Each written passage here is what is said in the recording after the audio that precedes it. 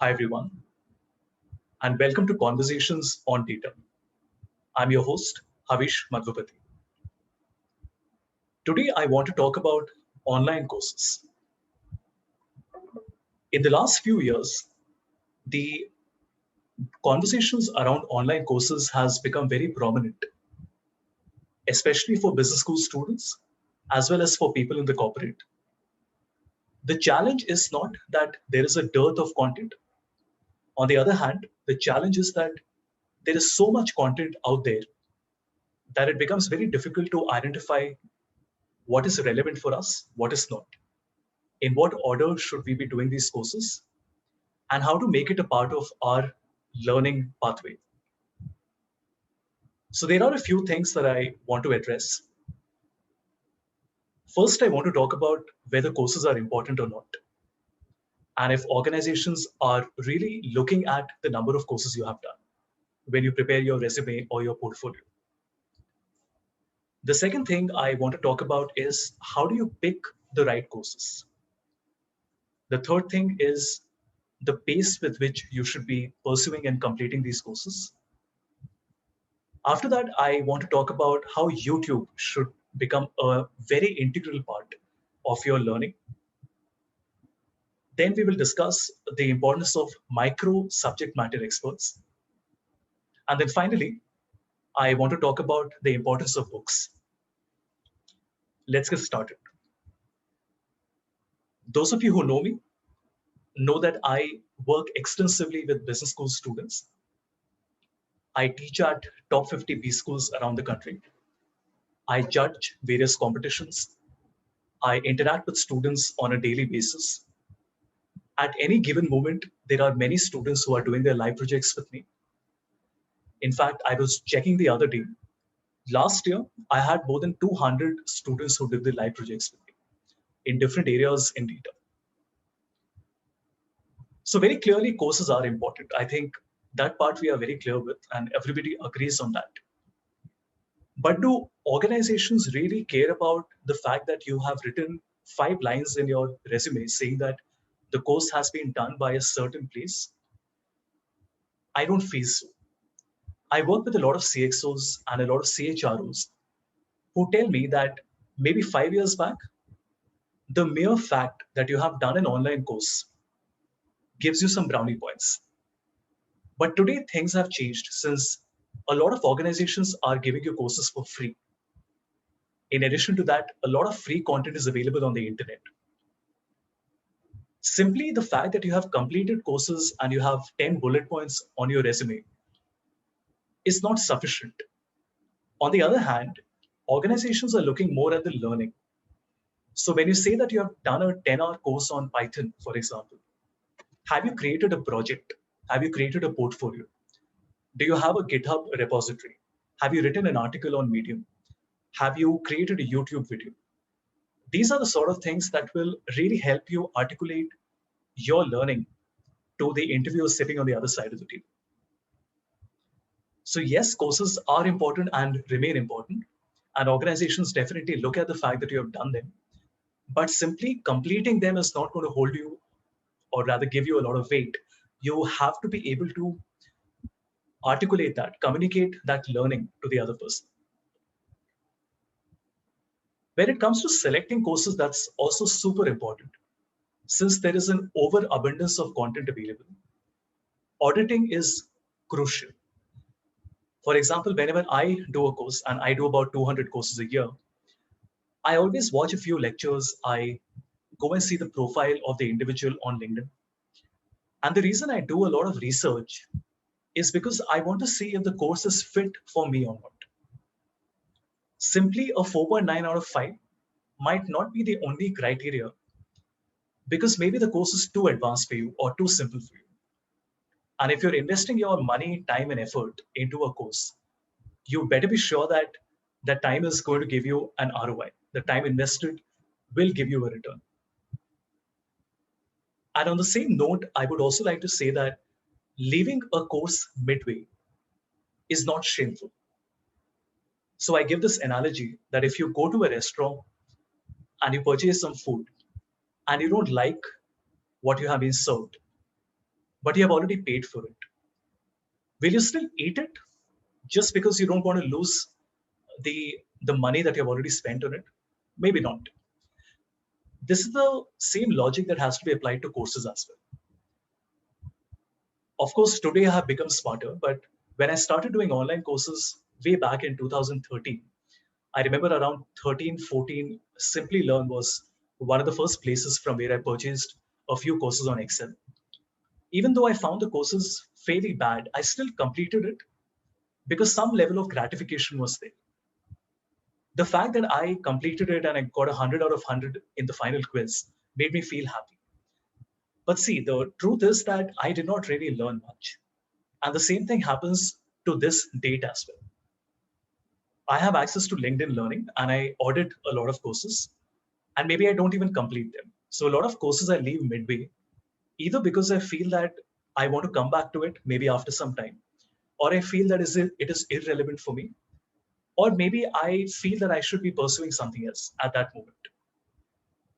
And yes, when you have already invested an hour and you feel that should I drop it or should I invest another 2 hours, you might wonder what is the correct decision. I would really implore all of you to think your time is more important than the money that you're spending. So if you feel that the course is not really giving you the return that you expected, please leave it. Even if you've spent a little bit of money on it, that's all right. Your time is more precious. The next thing I want to talk about is the pace of the course. All of you must have noticed that when you're playing the video, there is a speed setting that you get. From my experience, talking to a lot of students, I see that very few people really use that. Personal experience that I want to share with you. I usually like to see my videos at a 1.5 or a 1.75x speed. One reason is that I have really trained myself over many years and hundreds of hours of content to become really good at following instructions and following videos even at a faster speed. And on the other hand, sometimes when the topic is a little advanced, I might turn down the speed to 0.75x, which saves me the effort of having to rewind again and again. Right? So do what you're comfortable with. But if you haven't ever tried to fiddle around with the speed, I would strongly urge you to do that. The next point is fairly straightforward, but something that we ignore. Please keep a notebook with you. I know that we all feel that we have understood a topic. We feel that we might not need to come back to the same topic. But trust me, memory is very fickle. When you're doing something, especially in a technical training, let's say Excel or Power BI, your short-term memory comes into play. So you watch a video and you try to do the same thing yourself and it works. But if you try to do the same thing after a while, you forget. And it happens to all of us, to the best of us. If you keep a notebook with you, what you can do there is to jot down all the notes that you feel are relevant to you. Now, personally, I like to jot down my notes in an Excel file, and I will explain the reason why. In an Excel, it's very easy to catalog everything that you have noted. It's very easy to modify it in the future. It's very easy to integrate your notes with some future notes that you're going to capture. Now, I honestly have never been a notebook guy, so I have not been very good at jotting down with a pen or a pencil. So maybe you feel differently, but I would strongly suggest you to explore the possibility of jotting down on Excel for the simple reason being that you catalog it forever. And it's very easy to manipulate what has been written in the catalog. Let's talk about YouTube. If I had to put a number on it, I would say about 50% of my learning comes from YouTube. YouTube has literally all the experts in the business. For example, I work on Excel and Power BI, and the best people in Excel and Power BI in the world, including Microsoft's own teams, are creating videos for free on YouTube. Now, I understand the challenge. The challenge is that there is so much content, and the fact that you might sometimes not be able to find the content that is perfect for you. For example, when I started learning Python, I remember watching a 6-hour video. And then today, this is 2 years later, when I'm smarter, I realized that the same learning could have come from a 3-hour video as well. please understand that the guy did a fantastic job. His name is Mosh Hemdani, and that 6-hour video was fantastic. But the problem is that I really felt that he was going a little slower than what I felt I was comfortable with. And I could have very easily done this in 3 hours as well. So YouTube is not really an option, everyone. You have to learn and make yourself skilled at searching for the right content on YouTube. This is another point that I would like to talk about. I can search better on Google than other people. And the reason I say that with so much confidence is because I have trained myself on it. I have tried to identify what are the ways in which I'm able to find the perfect content. I am a serial cataloger. So all the bookmarks that I find useful, I have cataloged it very neatly into folders and subfolders. And while a lot of people used to laugh and say, why do you need to catalog it? And what is the big deal about searching on Google? To be able to train yourself, you're essentially getting better at a task that you're going to do so often, especially in the area of data analytics. Also, identify subject matter experts. In fact, identify micro subject matter experts. What that means is that, let's say we talk about Power BI. A lot of students ask me, can you tell me the one best channel or the two best channels? And I always tell them, why are you searching for the one or the two best? I can, off the top of my head, think of 25 people who are all brilliant at Power BI, but in their own specific areas, right? Somebody might be very good with visuals, somebody might be very good with formulas, somebody might be very good with the administrative settings, and so on and so forth. So make sure to not focus too much on one person. You know, this is something that happens to all of us. We find a channel, we love it, we binge watch, but then we sometimes forget that there are many other experts out there as well. And the worst part is that you don't know what you don't know. And trust me, if you speak to any of these experts, they will also tell you that they don't claim to be the expert on everything. So it's very important to have an assortment of experts that you follow regularly. The last thing I want to talk about is books. I don't know how many times I've said this. I'm like a broken record. Please read books. I know, especially if you're a B school student, there is already a lot to read. And maybe the last thing you want to do is to read books. But then, if you really want to understand the fundamentals and get deep into an area, whether it's Excel or R or SPSS or Power BI or Python, you have to make sure to read books. And like I said earlier, prioritize. You don't need to read it from cover to cover. Be smart. Identify the topics that you feel are relevant for you and focus on that. And take away from your mind the fear that people will judge you that you have not read a book completely. That is ridiculous. If I told myself that I will not move on to the next book unless I have completed the first book, I would probably never have managed to cover everything that I have managed to do in the last 6-7 years of working in the area of data analytics. So courses are super important, but make sure to identify the correct courses, audit the course properly, and do not feel that you can leave it midway and people will judge. If you feel that it's not giving you an ROI, leave it. Experiment with the pace, keep a notebook with you, and it's okay to skip certain portions of a lecture if you feel you already know the topic or it is not very relevant for you.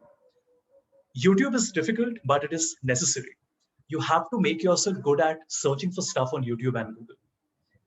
Identify not just one best person in an area, but identify micro subject matter experts and a wide assortment of these people. And then finally, books are super, super important. I hope they were takeaways for all of you. And because I live and breathe data analytics, and I am doing as many as 15, 20 courses in a week of different shapes and sizes, I understand the challenge and I understand how I used to be early in my journey where I was not very good at identifying the right content and not being able to find the right pace. You know, I would do a course and then have to rewatch it. And I hate doing that. It is better to spend 50% more time on a course in one sitting rather than having to do two sittings. But again, that is me talking. I'm sharing my experiences with you. Maybe the way you work is different. Do what works well for you, but make sure to keep targets, For example, I make sure that I'm doing at least 5 hours of watching courses every week. Rain, hail, shine, client deadlines, board meetings, it doesn't matter. I have to watch 5 hours every week. And I meticulously track it because I am hyper competitive and I hold myself accountable to that number, 300 minutes each week. And I've been doing this for many, many years now. So once again, all the very best. And I hope they were good takeaways for all of you. As always, if you have any questions, please feel free to reach out to me on LinkedIn. I'm Havish Madhupati. Thank you for joining me for the podcast.